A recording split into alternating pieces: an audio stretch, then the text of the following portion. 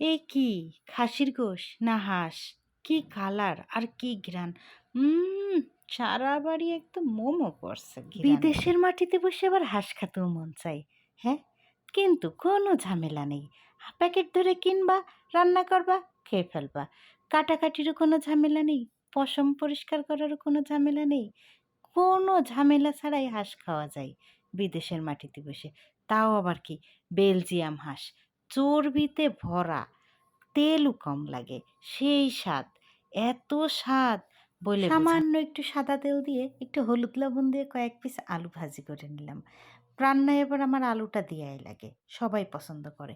তারপরে দেবো সরিষার তেল, 2 মুঠ পেঁয়াজ, সাথে এলাচ, ডাল আর বড় এলাচ, আর সাথে দেবো তেজপাতা, আর দেবো একটু জিরা, আবার একটু শাহি জিরা।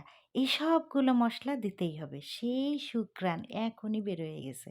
তারপরে দেবো 4-5টা লং আর সাদা আর কালো গোলমরিচ।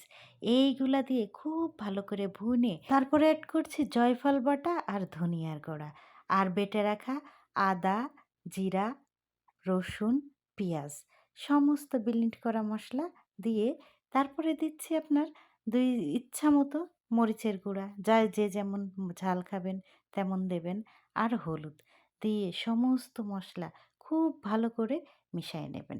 আর লবণ তো দেওয়াই লাগবে, লবণ না দিলে তো স্বাদ হবে না। হাঁসের গোশত ধুয়ে পানি ঝরাই রাখছি।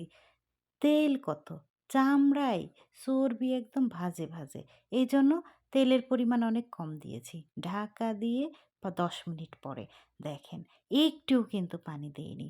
আবার ঢেকে দিলাম। আর এইভাবে রান্না করতে হবে। অল্প আছে।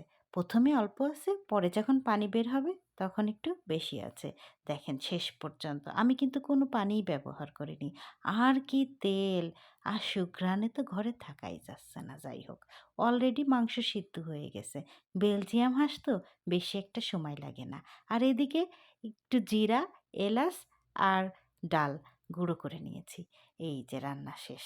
একদম রান্না শেষে উপর থেকে মসলা ছড়িয়ে গরম ভাতের সাথে সেই ঘ্রাণ আর যা স্বাদ! সবাই ভালো থাকবেন। আল্লাহ হাফেজ।